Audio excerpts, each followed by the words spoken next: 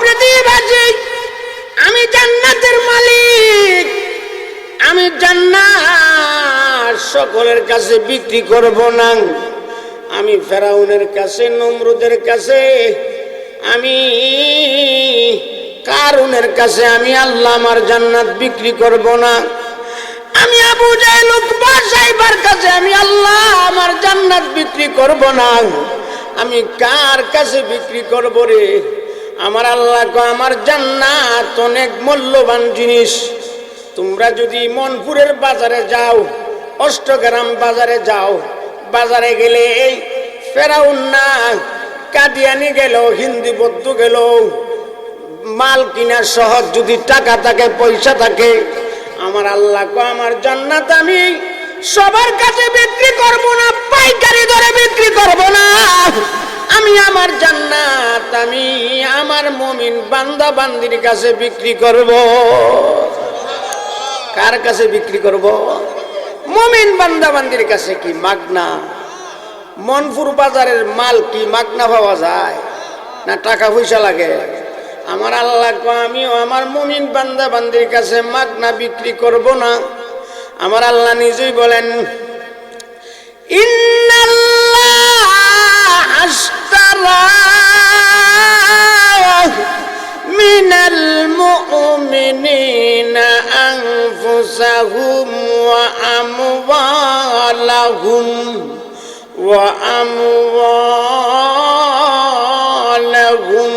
বিআন্না লাহুমুল জান্নাহ।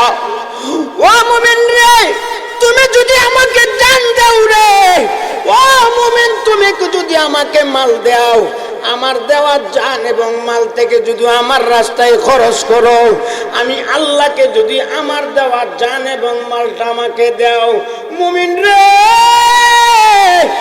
1 বছরের জন্য না, 10 বছরের জন্য না, 50 বছরের জন্য না, আমি আল্লাহ আমার চিরসুখময় জান্নাত অনন্ত অসীম কালের জন্য তোমার কাছে বিক্রি করিয়া দিব। এই জান্নাত কিনতে আমরা রাজি নি? কি বলেন, রাজি নি? এই কারণে জান্নাত কিনতে হইলে জান দেওয়ান লাগে, মাল দেওয়ান লাগে। আল্লাহর দেওয়া জান, আল্লাহর দেওয়া মাল আল্লাহর রাস্তায় খরচ করেন, মসজিদ মাদ্রাসায় খরচ করেন, তাফসীর মাহফিলে খরচ করেন। আল্লাহর দেওয়া জান মাল আল্লাহর কোরআনের জন্য খরচ করেন। আমার আল্লাহ বলে, মুমিন বান্দা বান্দিরে, আমার দেওয়া জান এবং মাল যদি তুমি আমার রাস্তায় দেও, আমি আল্লাহ ঘোষণা দিয়ে দিলাম আমার চিরসুখময় জান্নাত অনন্ত অসীম কালের জন্য তোমার কাছে বিক্রি করিয়া দিব।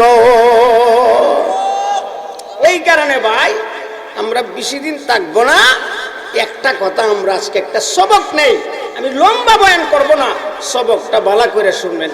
আজরাইল যখন আমাদের কাছে আসবে, আসার সাথে সাথে আমাদেরকে পৃথক করে দিবে, ভাগ করে ফেলাইবে। আমাদের কাছ থেকে অনেক কিছু নিয়ে যাইবে। এর মধ্যে প্রথম নম্বর, আজরাইল যখন আমাদের কাছে আসবে, আজরাইল আমাদের কাছ থেকে আমাদের জান নিয়ে যাবে। কি নিয়ে যাইব? বলে কি নিয়ে যাইব? জান। জান মানে আত্মা নিয়ে যাইব। আজরাইলে কি নিয়ে যাইব? আত্মা, রূহ। বলেন নাম কি? রূহ। সবাই বলেন নাম কি? রূহ। আজরাইলে নিয়ে যাইব রূহ। আর আমার দেহ নিয়ে যাইব কিরামা করে। বলেন আমার দেহ নিব কে? আয় হায়, যেই দেহরে এত সুন্দর করে সাজাইয়া গুটাইয়া রাখি, যেই দেহর জন্য তেল মালিশ লাগাই, স্নো পাউডার লাগাই, যেই দেহের মধ্যে একটা মশা কামড় দিলে সহ্য করতে পারি না, মশারি টাঙ্গাই, কোয়েল দেই, দেহের জন্য কত আফসোস, দেহটা আমি কিভাবে সুন্দর থাকে। এই দেহ কে লয়ে যাইব? কিরামা করে। বলেন কে লয়ে যাইব? কিরামা করে। আমার হাড্ডি নিব কেটা? হাড্ডি নিব কবরের মাটি। হাড্ডি নিব কে? জোরে বলেন হাড্ডি নিব কে? কবরের মাটি। আমার ধন সম্পদ নিয়ে যাইব আমার ছেলে মেয়ে। আমার ধন সম্পদ নিব কেটা? আর আমি নিব কি? বলেন আমি নিব কি? ঈমান আর আমল। বলেন আমি নিব কি? ঈমান আর আমল। ঈমান আর আমল লয়া গেলে আমার লাভ হইব কি? আমার যারা ঈমান আর আমল নিয়ে আমার দরবারে আসবে, আমি আল্লাহ তাকে আমার সবচেয়ে বড় জান্নাত জান্নাতুল ফেরদাউসের মেহমান বানায় দিব। কন্যা সুবহানাল্লাহ। ঈমান আমল লইয়া যাওয়া দরকার আছে কিনা না? আমার আল্লাহ কোরআনে বলেন, ইন্নাল্লাযীনা আমানু ওয়া আমিলুস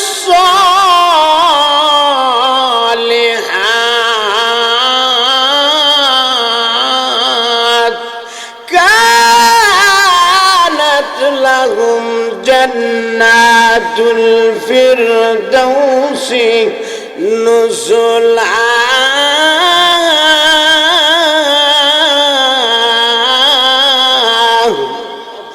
আমার আল্লাহ ডাক দিয়া বলে, নিশ্চয় নিশ্চয় যারা ঈমান এনেছে, ঈমান আনার পরে নেক আমল করেছে, ভালো আমল করেছে, আমি আল্লাহ রব্বুল আলামিন ও আমার বান্দা বান্দি আমি ওয়াদা দিয়া দিলাম, ঈমান আর আমলের খাতিরে আমি আল্লাহ রব্বুল আলামিন তোমাদেরকে আমার জান্নাতুল ফেরদাউসের মেহমান বানায়া দিব। ও আমার ভাই, জান্নাতুল ফেরদাউসের মেহমান হইতে হইলে কি লাগবো? ঈমান আর আমল লাগবো। এই কারণে ঈমান আর আমলের মধ্যে ইস্তেকামাত থাকার জন্য সাহাবায়ে কেরাম আল্লাহর নবী আকায়ে মৌলা তাজেদের মদিনা সরকারে দু জাহান সাইয়্যিদুল কাউনাইন হুজুরে পুর নূর সাল্লাল্লাহু আলাইহি ওয়াসাল্লামের কাছে মেহনত করে তারা ঈমান আমল শিখেছেন। আর তাদের ঈমান আমলের বদলা আমার আল্লাহ দুনিয়ার জীবনে তাদেরকে জান্নাতের সার্টিফিকেট দিয়েছেন। ঠিক না বেটি? যেমন আমার নবী 10 জন আশারায়ে মুবাশশারা 10 জন সাহাবীর ব্যাপারে জান্নাতের সার্টিফিকেট দিয়েছে। আবু বকর ফিল জান্নাহ, উমর ফিল জান্নাহ, উসমান ফিল জান্নাহ, আলী ফিল জান্নাহ। এইভাবে সার্টিফিকেট দিতে দিতে 10 জন সাহাবারে দুনিয়ার জীবনে জান্নাতের সার্টিফিকেট দিয়েছে। কেন? তারা ঈমান আর আমল করেছে, ঈমানের উপর আমলের উপর তারা অটল আর অবিচল ছিল। তাই আমার আল্লাহর নবী দুনিয়ার জীবনোদ্দশায় উনার পবিত্র মুখে তাদেরকে জান্নাতের সার্টিফিকেট দিয়েছে। জোরে কোন সুবহানাল্লাহ। এর মধ্যে একজন ঈমানওয়ালা ছাত্র, যেই ছাত্র আল্লাহর নবী প্রিয় নবী মুহাম্মদুর রাসূলুল্লাহ সাল্লাল্লাহু আলাইহি ওয়াসাল্লামের কাছ থেকে ঈমান শিখছে, একজন ছাত্রের নাম হইল হযরত বেলাল রাদিয়াল্লাহু আনহু। নাম শুনছেন আপনারা? বেলালের নাম শুনছেন? বেলাল কেমন ঈমানওয়ালা ছিল? বেলাল যখন মুসলমান হয়ে যায়, মক্কার বেঈমান কাফেররা বেলালের গলার মধ্যে রশি লাগাইয়া টানা হেঁচড়া করতেন। মরুভূমির রুদ্রের মধ্যে, প্রচন্ড বালির মধ্যে শীত করাইয়া শুয়া বুকের মধ্যে পাথর দিয়া বলতেন, বেলাল রে, ও বেলাল, তুই ঈমান ছাড়, মুহাম্মদ ছাড়, কোরআন ছাড়, না হয় তোকে জীবনের জন্য শেষ করে দিবে। শেষ পর্যন্ত হাতের মধ্যে শিকলি লাগাইয়া লাগাইয়া ছোট ছোট বাচ্চারা পর্যন্ত ঢিল দিত আর টানা হেঁচড়া করতো। বেলাল ঈমান ছাড়তো না।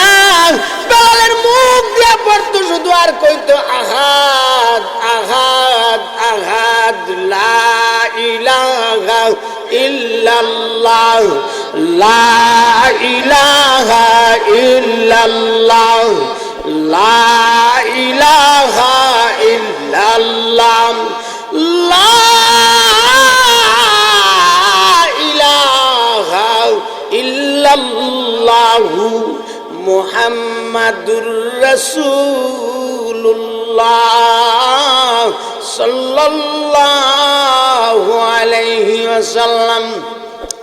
বেলাল বলতো, ও মক্কাবাসীরা, তোমরা যতই টানা হেঁচড়া করো না কেন, আমার বুকের উপরে তোমরা পাথর চাপা দাও না কেন, আমার কোনো কষ্টই না কেন, আমি এমন আল্লাহ রব্বুল আলামিনের শরবত পেয়ালা পান করছি, এমন নবীর ইশক এবং মহব্বত আমার অন্তরে জায়গা দিয়েছে, পৃথিবীর সব চাইতে বেশি আযাব আর গজব আর আমাকে অত্যাচার করলো, আমি মুহাম্মাদুর রাসূলুল্লাহকে, আমার আল্লাহকে এক মুহূর্ত আমার জন্য ভুলা আমার সম্ভব হবে না। হযরত বেলাল ঈমান এবং আমলের উপর এত ইস্তেকামত ছিল। ইস্তেকামত থাকার কারণে লাভ হইছে কি, হাসরের ময়দান যখন কায়েম হয়ে যাবে, হযরত বেলাল, আল্লাহর নবী বেলাল যেখানে শায়িত আছে, বেলালের কবর মোবারক যেখানে মদিনাতে নাই, ওই জায়গা থেকে ডুব দিয়ে হাসরের ময়দানে আল্লাহর নবীর পায়ের কদমের নিচ দিয়ে ডুব দিয়ে উঠবে। কন্যা সুবহানাল্লাহ। ডুব দিয়ে উঠার সাথে সাথে আমার আল্লাহ কইব, বেলাল, ও বেলাল, বেলাল তুমি আজান দেও, আজান দেও, জোরে কর আল্লাহু আকবার। বেলাল এখানে আজান দিত কেন? আজান দিত কেন? বেলাল ওই দিন কেন আজান দিবে? হাসরের ময়দানে কি নামাজের কোনো ব্যবস্থা হবে? নামাজ পড়া লাগবে নি? না না না, আমার আল্লাহ বেলাল রে কেন আজানের কথা বলবে?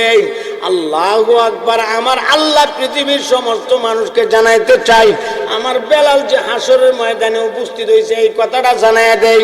এই কারণে আমার আল্লাহ কইব, বেলাল গো, ও বেলাল, ইসলামের জন্য এত কষ্ট করেছো, তোমার গলার মধ্যে বিড়িয়া লাগাইয়া টানা হেঁচড়া করেছে, তোমার বুকের উপরে পাথর, বড় বড় পাথর তোমার বুকের উপর উঠায় দিছে, মরুভূমির উত্তপ্ত বালুর মধ্যে তোমারে শুয়ায়া শুয়ায়া টানা হেঁচড়া করছে, এরপরে তুমি আল্লাহরে বলো নাই, নবীরে বলো নাই, কুরআন রে বলো নাই।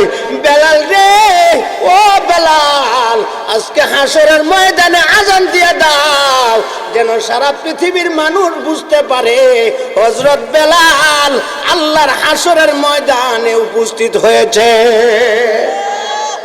বেলালের মর্যাদা কমছে না বাড়ছে? আরে জোরে বলেন, কমছে না বাড়ছে? এই কারণে ভাই গো, ইমানের উপর আমলের উপর অটল আর অবিচল থাকতে হবে। পৃথিবীর যেই কোনো শক্তি হোক না কেন, পৃথিবীর যেই কোনো শক্তি আপনাকে বাধা দেখ না কেন, ইমান থেকে দূরে সরা যাবে না, আমল থেকে দূরে সরা যাবে না। ইমান আর আমলের উপর যদি আমরা ইস্তেকামত অটল আর অবিচল থাকি, ইমান আর আমলের মধ্যে যদি আমরা জীবন যাপন করতে থাকি, আমার আল্লাহ রব্বুল আলামিনের ঘোষণা হইল, ইমান আর আমলের মধ্যে ইস্তেকামত অটল আর অবিচল থাকলে আমি আল্লাহ মরণের সময় তার কলিমারে হেফাজত কইরা আমি আল্লাহ রব্বুল আলামিন তাকে জান্নাতে পৌঁছাইয়া দিব। এই কারণে ঈমান আর আমলের মধ্যে এত মজবুতি ছিল সাহাবায়ে কেরাম, পৃথিবীর আর কেউ এত মজবুত ছিলেন না। সাহাবায়ে কেরামের উপর ঘাত প্রতিঘাত, হামলা প্রতি হামলা সবগুলি সহ্য কইরেও বিশ্বনবী সরকারে দু জাহান সাইয়্যিদুল কাউনাইন হুজুরে পুর নূর সাল্লাল্লাহু আলাইহি ওয়াসাল্লামের মহব্বত তাদের অন্তরে সবচাইতে বেশি জায়গা দিয়েছে। ঠিক না বেটি? আমরা তো 10 টাকা পাইলে ঈমান বিক্রি করে দেই। ঠিক না বেটি? জোরে বলেন, ঠিক না বেটি? আমাদের কাছে তুফান আইলে এমনি কই যে হাত চাই, কিন্তু পরে কই যে হাত লাগলে আমরা নাই। ঠিক না বেটি? এই যে কাদিয়ানী আন্দোলন করা হয়, আপনাদের বুকে হাত রেখে বলেন, শুধু উলামায়ে কেরামের কি? শুধু উলামায়ে কেরামের নবী, আপনাদের নবী না? কাদিয়ানী আন্দোলনে আপনাদের যাওয়া আপনাদের দরকার কিনা? দরকার না? কাদিয়ানী আন্দোলনে আমাদের যাওয়া ফরজ। ঠিক না বেটি? আল্লামা শাইখ সাজিদুর রহমান সাহেব, আল্লামা মুফতি মুবারকুল্লাহ সাহেব, বাংলাদেশের আল্লামা, আমাদের সারা উলামায়ে কেরামের মাতার মুকুট নয়নমণি আল্লামা বাবুনগরী যদি ডাক দেয়, আল্লামা মামুনুল হক সাহেব, আল্লামা জুনাইদ আল হাবিব, আল্লামা খালেদ সাইফুল্লাহ আইয়ুবী, এমন ভাবে আল্লামা মুজিবুর রহমান হামিদি, এই সমস্ত উলামায়ে কেরাম যখন আমাদেরকে ডাক দিবে কোন আন্দোলনে, আমরা চাপায়ে পড়ব, আমরা দেখাই দিব এদেশ শাহজালালের দেশ, এদেশ শাহপরানের দেশ, এদেশ ফখরে বাঙ্গালের দেশ, এদেশ বড় হুজুরের দেশ, এদেশ মুফতি নুরুল্লাহর দেশ, এদেশ মুফতি ফজলুল্লাহ কামিনীর দেশ, এদেশ হইল শাইখুল হাদিসের দেশ, এদেশ হলো চরমনের পীর আল্লামা সৈয়দ ফজলুল করিমের দেশ। ঠিক না বেটি? এই দেশে এখনো ঘুমায় আছেন আল্লামা ইদ্রিস সন্দীপী। ঠিক না বেটি? জোরে বলেন, ঠিক না বেটি? এই দেশে ঘুমায় আছে কি আল্লামা ইদ্রিস সন্দীপী এদেশে এখনো ঘুমায় আছে, এদেশে এখনো ঘুমায় আছে। আল্লামা শাহ আহমদ শফী এই দেশে এখনো ঘুমায় আছে, এই দেশের মাটিতে। নুরউদ্দিন আহমদ গহরপুরি, ঠিক না বেঠিক? জোরে বলেন ঠিক না বেঠিক? আপনারা হাফিজ হুজুরের নাম শুনেছেন, আল্লামা শামসুল হক ফরিদপুরীর নাম শুনেছেন, আল্লামা আতহার আলী আল্লামা ফিরজি হুজুরের নাম শুনেছেন।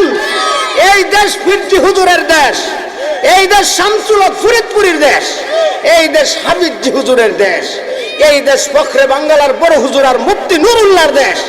এই দেশে কোনো বেঈমান কাফের, এই দেশে কোনো নাস্তিক মুরতাদ কোরআনকে নিয়ে নবীকে নিয়ে কটাক্ষ করবে, শাহজালাল আর শাহপরানের জমিনে তাকে কবর রচনা করে দিতে হবে ইনশাআল্লাহ।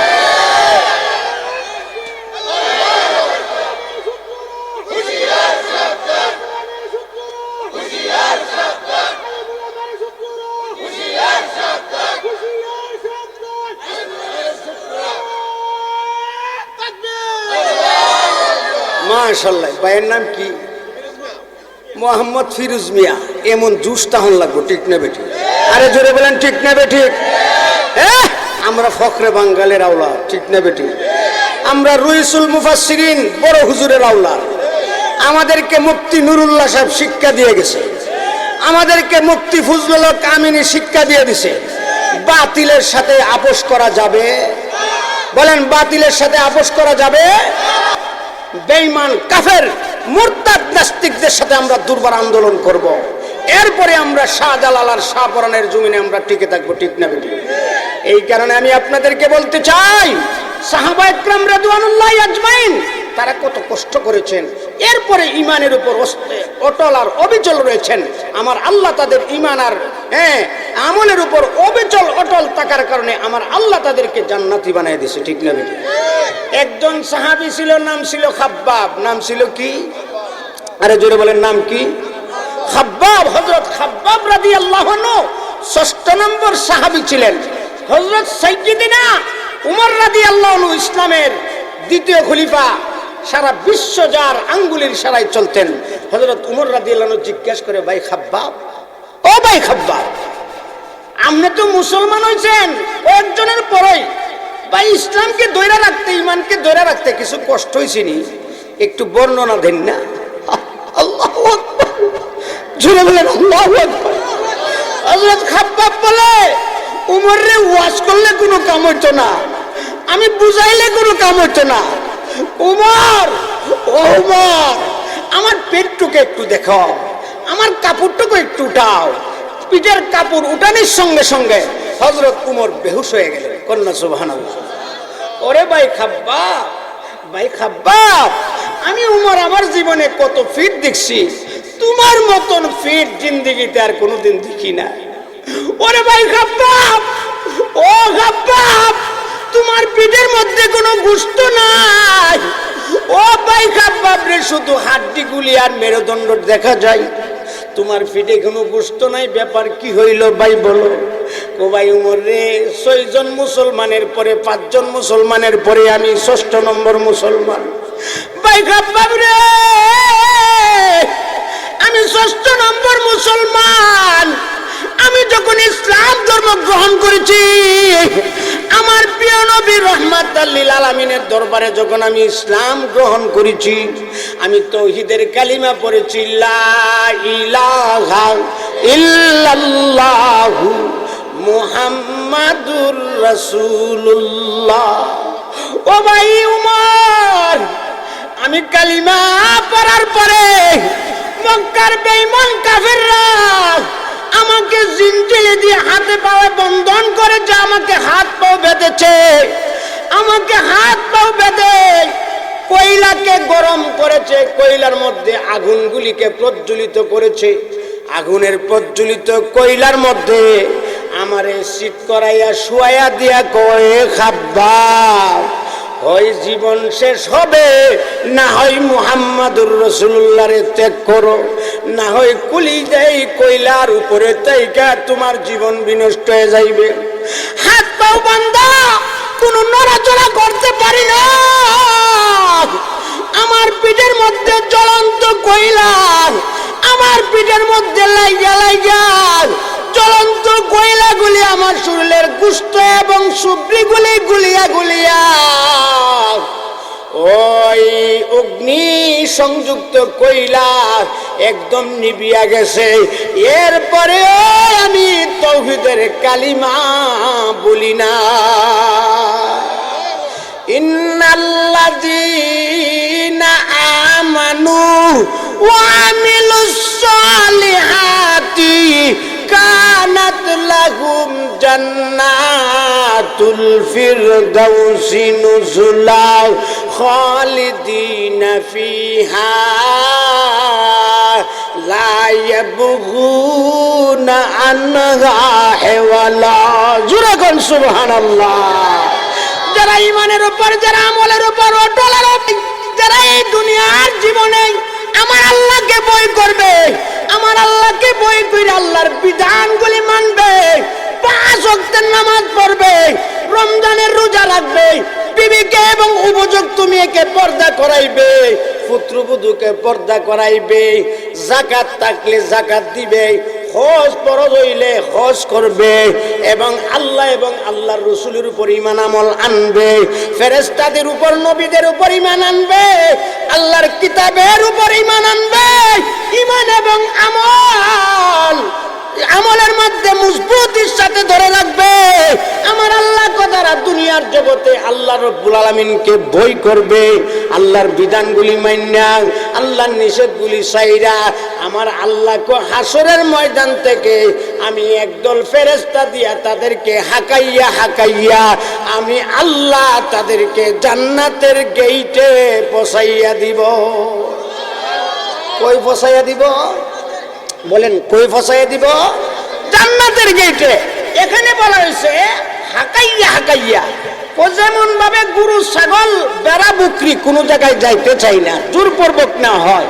যারা আল্লাহর মুত্তাকি পরহেজগার আমার আল্লাহ তাদেরকে হাকাইয়া হাকাইয়া আল্লাহর জান্নাতের রক্ষীদেরকে নিয়ে তাদেরকে জান্নাতের গেইটে পৌঁছাই দিবে। কোন সুবহানাল্লাহ।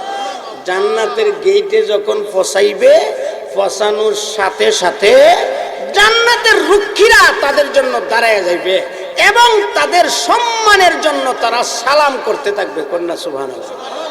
আরে নতুন দুলাভাই আসে না, দুলা গেটের মধ্যে যখন আটকায়, এটা কি সম্মান না অসম্মান? আপনি দেখবেন থানা থেকে পুলিশ আইসা আসামিরে আটকায়, এটা সম্মান না অসম্মান?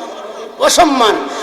আর বিবাহের বাড়ির গেটের মধ্যে শালাশালি আটকায়, আটকায় একটা কথা বোঝাই, ও দুলাভাই আপনি আজকে আমাদের বাড়িতে বড় সম্মানী ব্যক্তি, আপনার জন্য আমাদের ঘরগুলি আজকে নতুন করে রং করা হয়েছে, গাছের মধ্যে চুন দেওয়া হয়েছে, আপনার জন্য গীত করা হয়েছে। দুলাভাই গো আপনি একা যাইতে পারতেন না, আমরা সালাম দিয়া আপনার লাল নীল শরবত খাওয়াইয়া এমন একটা ঘরের মেহমান বানাবো যেই ঘরে আর কেউ প্রবেশ করতে পারতো না। জোরে কোন সুবহানাল্লাহ।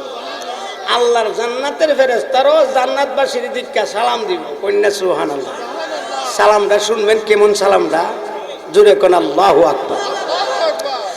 সালামুন আলাইকুম তিবতুম ফাদখুলুহা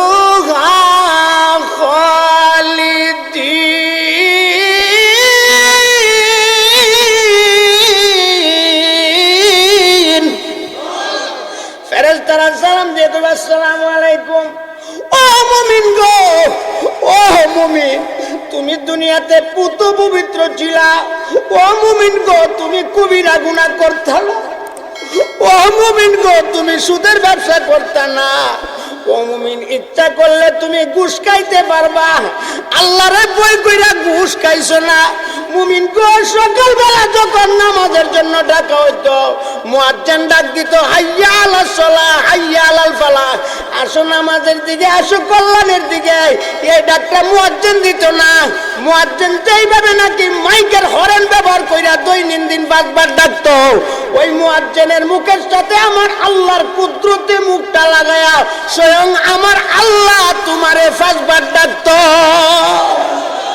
মুমিন, মুমিন গো, সকালবেলা ফুলা বড় সুন্দর 10,000 টাকা দামি একটা তুষক বানায় দিছে, লেপ বানায় দিছে, হ্যাঁ, সৌদি আরবের মালয়েশিয়ার কম্বল তোমারে দিছে। এই আল্লাহর বয়ে কম্বল থেকে উঠা ঠান্ডা পানি দিয়ে উজু কইরা তুমি আল্লাহর কুদরতে সাজদা করছো। ও মুমিন, তুমি তিবতুম, তুমি তিবতুম। মুফাসসিরিন একরাম বলেছেন এখানে তিবতুম শব্দ কেন ব্যবহার করেছেন? তিবতুম শব্দের অর্থ হলো পুত পবিত্র। ও মুমিন, তোমার ইচ্ছা ছিল গান শুনবার লাগি, মোবাইলে কত সুন্দর গান ছিল। ও মুমিন, তোমার ইচ্ছা ছিল তুমি করমপুর যাইবার লাগি। ও মুমিন, তোমার ইচ্ছা ছিল তুমি মাইজবান্ডার গিয়া নাচানাচি করবার লাগি। ও মুমিন, তোমার ইচ্ছা ছিল তুমি আট্টুসি ফরিদপুর যাইবার লাগি। এখানে গানের আশ্রয়। মুমিন গো, সবগুলি ত্যাগ কইরা তুমি ঈমান আমল শিখবার লাগি, তুমি একটা গাট্টি লইয়া ও মুমিন তোমার ঈমান আমলকে হেফাজত করার লাগে তুমি তবলিগে নিজের এত সুন্দর বাড়ি ঘর তো তুমি চিল্লাই লাম লাগাইছো। সুবহানাল্লাহ। মুমিন তিবতুম, তিবতুম, তুমি বড় পবিত্র ছিলা। মুমিন রে, আমাদের পক্ষ থেকে, আমরা ফেরেশতারা আমাদের পক্ষ থেকে তুমি সালাম নেও। ও মুমিন সালাম নেও। সালামুন, সালামুন আলাইকুম তিবতুম ফাদখুলুহা খালিদিন। মুমিন রে, আজকে পবিত্র হইয়া 1 বছরের জন্য না, 10 বছরের জন্য না, অনন্ত অসীম কালের জন্য আল্লাহর চির সুখময় জান্নাতে তুমি ঢুকিয়া যাও। আল্লাহর মুমিন রে কই ঢুকাইব? কেমন মুমিন? যারা আল্লাহরে বই করছে, যারা আল্লাহরে বই করছে, আল্লাহরে বই কইরা আল্লাহর বিধান মানছে, আল্লাহরে বই কইরা আল্লাহর নিষেধ ছাড়ছে, ওই সমস্ত মুমিনদেরকে আমার আল্লাহ হাসরের ময়দান থেকে আল্লাহর জান্নাতের রুক্কিদেরকে দিয়ে হাকাইয়া হাকাইয়া আল্লাহর চির সুখময় জান্নাতের মধ্যে ঢুকাইয়া দিবে। শুধু ঢুকাইবে 5 বছরের জন্য, 10 বছরের জন্য না, খালিদিন, অনন্ত অসীম কালের জন্য। জুড়ে কোন সুবহানাল্লাহ। এই জান্নাতে যাইতে রাজি নি? কারা কারা রাজি? হাত উড়ায় দেখেন, হাত উড়ায় দেখান, হাত নামান। আমি অল্প সময় বয়ান করতেছি কেন? আমার আখিতারা, আমার ভাই জনাব জহিরুল ইসলাম সাহেব অনেক মহব্বত করে বহুদিন আগে আমাকে প্রোগ্রামটা লেখাইছে। আমার ভাই আবু হানিফ সাহেব আমারে ফোন দিছে, ফোন দিয়া কইছে ভাই আমার এখানে একটা প্রোগ্রাম আছে, প্রোগ্রামটা করতে হবে। আসলে আমরা এত অল্প সময়ে প্রোগ্রাম রাখতেও পারি না। আর এই এলাকা আমার কাছে বড় প্রিয় লাগে, মোহনপুর এলাকা, শানপুর এলাকা, এলাকার মানুষ বড় আল্লাহওয়ালা মানুষ। কেন? তারা আজীবন আল্লামা সিরাজুল ইসলাম বড় হুজুর রইসুল মুফাসসিরিনের মুখে তাফসীর শুনেছে, ঠিক না বেটি? তাদের অন্তর হলো কুমল, তাদের অন্তর হলো আখিরাতি অন্তর, তাদের অন্তর হলো আল্লাহর বেহেশতি অন্তর। এই কারণে তাদের যুগ এবং সুখ বেশি। আমার সময় যদি লম্বা থাকতো আরো বয়ান করতাম। শুধু জান্নাত, জান্নাত কার কার জন্য অপেক্ষা করতেছে অধীর আগ্রহের সাথে আমি 5টা আলোচনা করে আপনাদের কাছ থেকে বিদায় নিব। কারা কারা জান্নাতে যাইতে পারবে, কাদের জন্য আল্লাহর জান্নাত অধীর আগ্রহের সাথে অপেক্ষা করতেছে, তার ব্যাখ্যা দিতাম না, শুধু কথাটা শুধু বললাম। ও আমার ভাই, অধীর আগ্রহের সাথে জান্নাত তাদের জন্য অপেক্ষা করবে। ও আমার মা গো, মা বালা করে লক্ষ্য করেন গো মা, মা গো, ও মা ছেলে বিদেশ গেছে গো মা, 3 ছেলে বিদেশ গেছে, আমনের ঘরে লক্ষ লক্ষ টাকা আছে, আপনি মরণের কথা ভুলে লাইছেন, আপনি আখেরাতের কথা ভুলে লাইছেন। কিশোরগঞ্জের জামি সাহেব কইতো, আহ ভাই মরণের কথা ভুলেন না, পিছে তো আজরাইল দাঁড়ায় আছে। কই আছে আজরাইল? কই দাঁড়ায় আছে? আরে জোরে বলেন কই? লুকায়া না প্রকাশ্য? লুকায়া বলেন, লুকায়া না প্রকাশ্য? লুকায়া। আহা, জামি সাহেব কইতো আজরাইল, পড়েন আজরাইল পাশনে কারা ও ভাই লুকায়া, কোন দিন জানি কারে নেই গো দরিয়া, কারে না জানি কোন দিন তৈরা লইয়া যায়। ব্রাহ্মণবাড়িয়ার মুফাসসির হুজুর কত বড় আলেম ছিল, মুফাসসির ছিল। আমি যখন বাজুকর দোকানের মধ্যে বৈশা কাপড় কিনতেছি, এক লোক হুজুর গো পয়সা আছেন, বড় হুজুর দুনিয়াতে নাই। আমি কইলা কি এই কথা বইলে আমি চেয়ার থেকে ফিরেছি গা। আমার এক মুসল্লি আমার মাথায় পানি দেয়, কেন? রইসুল মুফাসসিরিনের বাড়িতে গিয়া কয়েক বছর বাড়িতে গিয়া নামাজ পড়াইছি। কন্যা সুবহানাল্লাহ। বার্ধক্যের কারণে যখন মসজিদে আসতে পারে না, রইসুল মুফাসসিরিনের কাছে বইছি। কত বড় রইসুল মুফাসসিরিন ছিল বোঝানো সম্ভব না। ওরে ভাই, আল্লামা মুফতি নুরুল্লাহ সাহেব রহমাতুল্লাহ আলাইহি কত বড় আল্লাহর ওলি ছিল বোঝানো সম্ভব না। আল্লাহ আমার আকাবিরে দিনের কবরের মধ্যে জান্নাতের ঝুরি বর্ষণ করুক, সবাই বলেন আমিন। কিছুদিন আগে আমি আসলে এক জায়গায় জামগড়া বাইতুল হামদুরশিদের মধ্যে নামাজ পড়াই। 11টার সময় খবর আইলো সারা বাংলাদেশের মাথার তাজ আল্লামা আহমদ শফি দুনিয়াতে না। আমি ছুটিও নিছি না, নতুন নতুন গেছি, আমি কি ছুটির আমার দরকার নাই। কই যে কি হইল, আমি তাড়াতাড়ি কইরা এনা বাসের মধ্যে আমি চিটাগাং রওনা দিলাম। দেখি সকালবেলায় 2-2.5 মাইল দূর থেকে শুধু প্রাইভেট কার আর গাড়ি। আমি কইলাম কি হলো রে, জাতির পিতা দুনিয়াতে বিদায় হয়ে গেল, ঠিক না বেটি? আল্লামা আহমদ শফি সাহেবের কবর রে আল্লাহ জান্নাতের বাগান বানায়, সবাই বলেন আমিন। আয় হায়, আমি আর মাওলানা মুফিজুর রহমান আসাদি সাহেব এবং মাওলানা মুফতি আখতারুজ্জামান টিগর বাড়ি, ওনারা আমরা প্রোগ্রাম করতে গেছিলাম তারাকান্দা কুলিয়ার চর। এখানে মুফতি বশির আহমদ সব ফোন দিছে, কইছে ভাই মুফতি আমিনী সাহেব দুনিয়াতে নাই, হুশ নাই, কি বয়ান করুক, কি বয়ান করছি নিজে বলতে পারে না, কমিটি দাওয়াত করে নিছে। এখান থেকে কানতে কানতে আমি যখন বৈরব গোলচক্করের মধ্যে আসলাম, এটা দেখি হাজার হাজার উলামা একরাম অপেক্ষা করে। গাড়ি কইদা পাইব রে, গাড়ি কইদা পাইব। আল্লামা মুফতি ফজলুল হক আমিন সাহেবের জানাজা পড়তে যাইব, ঠিক না বেঠি? আরে জোরে বলেন ঠিক না বেঠি? আমাদের আনসারী সাহেব করোনার সময় দুনিয়াতে বিদায় হয়ে গেছে। আমি আহারে, আনসারী তো মানুষের হৃদয়ের মানুষ ছিল। আহারে, আল্লামা মুনিরুজ্জামান সিরাজি সাহেব তো এদেশের সিংহ পুরুষ ছিল, আজকে গেল কোথায়? জানাজার 2 থেকে 2.5 মাইল লম্বা হয়েছে। কন্যা সুবহানাল্লাহ। এমন জীবন করো হে গঠন, মরিলে হাসিবে তুমি, কাঁদিবে ববন। বাইগো এমন জীবন করেন, মানুষে যখন কহারে আর সভাপতি সাহেব বড় ভালো ছিল, আব্দুল আউয়াল সাহেব বড় ভালো ছিল। আহারে, আমরা মাদ্রাসার মুতামিম মৌলানা শফিকুল ইসলাম সাহেব বড় আল্লাহওয়ালা মানুষ ছিল। আরে আমরা যে ইমামতি করত মৌলানা হাফেজ হানিফ সাহেব অনেক ভালো মানুষ ছিল। আহারে, আমার বাতিজা মাসুদ বড় ভালো ছিল। আমার আল্লাহ কো মাসুদ, ও আবু হানিফ, ও শফিকুল ইসলাম, ও আব্দুল আউয়াল, তোমার অনেক গুনাহ। আমার সিদ্ধান্ত ছিল তোমারে জাহান্নামে দেওয়ার। আমার বন্দারা তোমার জন্য সবাই গাইতেছে, যাও যাও, তোমার সব গুনাহ আমি মাফ কইরা দিয়া তোমার জান্নাতের মালিক বানাইয়া দিলাম। ও আমার ভাই, মানুষের সাথে সদ্ব্যবহার করা দরকার আছে কিনা নাই? মা বাবার সেবা করবেন, জান্নাত 5 দল লোকের জন্য অপেক্ষা করতেছে। প্রথম নম্বর হলো তালিল কোরআন। যারা কোরআন তেলাওয়াত করে, কোরআন তেলাওয়াতের দরকার আসেনি। নিজের ছেলেরে মনপুর মাদ্রাসায় পাঠাইয়া দেন, নিজের মেয়েরে মহিলা মাদ্রাসায় পাঠাইয়া দেন। আল্লাহর কোরআন শিখান গো, আল্লাহর কোরআন যদি শিখাইতে পারেন জীবন উন্নত হয়ে যাইব। দ্বিতীয় নম্বর হলো তালিল কোরআন ওয়া হাফিজিল লিসান। জবানের হেফাজত করতে হইব। জবান দিয়া ঘুষ খাওয়ান দিত না, মিথ্যা সাক্ষী দেওয়ান দিত না। জবান দিয়া অযথ খারাপ গালিগুলাস কথাবার্তা এগুলি বলা যেত না। জবান দিয়া গীবত করণ দিত না। জবানের মধ্যে থাকবো আস্তাগফিরুল্লাহ, জবানের মধ্যে থাকবো কিটা? আস্তাগফিরুল্লাহ, সুবহানাল্লাহ, ইন্না লিল্লাহ, ইয়াহদিকুমুল্লাহ, আউযু বিল্লাহ, বিসমিল্লাহ, সুবহানাল্লাহ, ইনশাআল্লাহ। ঠিক না বেটি? মুসলমানদের জবান থাকতে হবে পবিত্র জবান, ঠিক না বেটি? এই কারণে জবান পবিত্র রাখতে রাজি নি। তালিল কোরআন ওয়া হাফিজিল লিসান ওয়া মুতঈমুল জায়ান। বুকারে খানা খাওয়াইতে হইব। অভাবী মানুষ অভাবে পয়রা গেছে গা, অভাবী মানুষের নজর রাখতে হবে। কার বাড়িতে ইতিম আছে রে, কার বাড়িতে বিধবা নারী রে, আহারে টাকা নাই রে, পয়সা নাই রে, আহারে আমি নজর রাখি, আল্লাহ আমারে দিছে। আমি যদি অভাবী ব্যক্তিরে, বুকা ব্যক্তিরে যদি খানায় দেয়, আমার নবী বলেন আল্লাহর জান্নাত তার জন্য অধীর আগ্রহের সাথে অপেক্ষা করবে। জুরে কোন সুবহানাল্লাহ।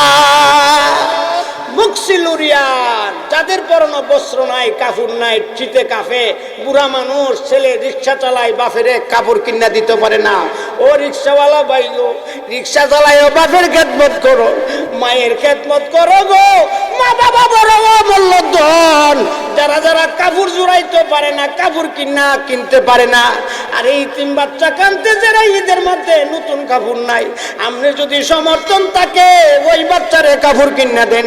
মাগো আপনার অনেক শাড়ি গো মা, আপনার জালের একটা শাড়িও নাই, মাগো ও মা একটা শাড়ি যদি আপনার জালের আপনি দান করে দেন মহব্বত লাগায়া, আপনার একটা লুঙ্গি যদি আপনার বাইরে দিয়ে দেন, আমার নবী বলে আল্লাহর জান্নাত তার জন্য অপেক্ষা করবে। জোরে কন্যা সুবহানাল্লাহ। 5 নম্বর ওয়া মান সাল্লা আলা হাবিবির রহমান। 5 নম্বর ওই ব্যক্তির জন্য আল্লাহর জান্নাত দূর আগ্রহের সাথে অপেক্ষা করবে যেই ব্যক্তি, যেই মহিলা বেশি বেশি আমার নবীর উপর দুরূদ শরীফ পাঠ করে। কন্যা সুবহানাল্লাহ। দুরূদ শরীফ পড়লে লাভ আসেনি? দুরূদ শরীফ পড়লে মদিনার নবী খুশি হইলে একদিন আপনার ঘরে মদিনার নবীরে স্বপ্নে দেখতে পারবেন। কোন সুবহানাল্লাহ। দুরূদ শরীফ পড়তে রাজি নি? করোনার বিশ্বাস হুজুর দুরূদ শরীফ পড়েন, সবাই বলেন সাল্লাল্লাহু আলাইহি সাইয়্যিদিনা ওয়া মাওলানা মুহাম্মদ ওয়া আলা আলিহি ওয়া আসহাবিহি ওয়া সাল্লাম। পড়েন সাল্লাল্লাহু আলাইহি সাইয়্যিদিনা ওয়া মাওলানা মুহাম্মদ ওয়া আলা আলিহি ওয়া আসহাবিহি ওয়া সাল্লাম। মায়ার নবীর কাছে আমরার সালাম পৌঁছাও, রওজা মুবারক আল্লাহ আমরা রে দেখাও। জোরে বলেন আল্লাহু আকবার। এইভাবে মাগো দুরূদ শরীফ পড়বেন গো মা। মাগো দুরূদ শরীফ যদি কঠিন লাগে গো মা, বেশি বেশি করে পড়বেন সাল্লাল্লাহু আলাইহি ওয়াসাল্লাম। এটা সবচেয়ে ছোট দুরূদ শরীফ, এটা পড়লে আমার আল্লাহ রাব্বুল আলামিনের দরবারে প্রিয় হতে পারবেন। যারা বেশি বেশি সাল্লাল্লাহু আলাইহি ওয়াসাল্লাম পড়বে, হাঁটতে বইতে উঠতে, আমার আল্লাহ তার অভাব মুক্ত করে দিবে। আমার আল্লাহ জীবনে তার ক্যান্সার দিবে না, আমার আল্লাহ জীবনে তার হাসপাতালে শোয়াইবে না, আমার আল্লাহ জীবনে তার পরিবারের মধ্যে ঝগড়া বিবাদ লাগাইবে না। সব সমস্যা আমার আল্লাহ সমাধান করিয়া দিবে ইনশাআল্লাহ। পড়তে রাজি নি? কারা কারা রাজি? হাত উড়াই দেখেন, হাত উড়াই। মাশাআল্লাহ মাশাআল্লাহ। হাত নামান। আপনারা যে এত বড় আবেগী মানুষ আমি আগে জানতাম না, জানলে সুলতান মাহফিল না এই আখিতারার মাহফিল আমি কাটলাম। আচ্ছা যাক, আল্লাহ যদি কোনো সময় হয়, আমার ভাই মৌলানা আব্দুল আওয়াল সাহেবকে চিন্না গেলাম, হ্যাঁ মৌলানা মাসুদ সাহেব, আবু হানিফ সাহেব আছে, কোনো সময় যদি এলাকায় আসি ইনশাআল্লাহ আপনাদের জন্য আমি দোয়ার দরখাস্ত, আমার জন্য দোয়া করবেন, আমি আপনাদের জন্য দোয়া করি। আমি ইনশাআল্লাহ যেই জায়গায় আমার প্রোগ্রাম থাকে আমি এই শানপুর মানুষের জন্য দোয়া করব। আল্লাহ যেন কিয়ামত পর্যন্ত আপনাদের এই এলাকার সকল মানুষকে যেন আল্লাহর কোরআনের সৈনিক বানায় দেয়। সবাই বলেন আমিন। আরো জোরে বলেন আমিন। হুজুরের পরবর্তী ওয়াজ আসিতেছে আমাদের ইউটিউব চ্যানেলে, তাই সাবস্ক্রাইব করে সাথেই থাকুন।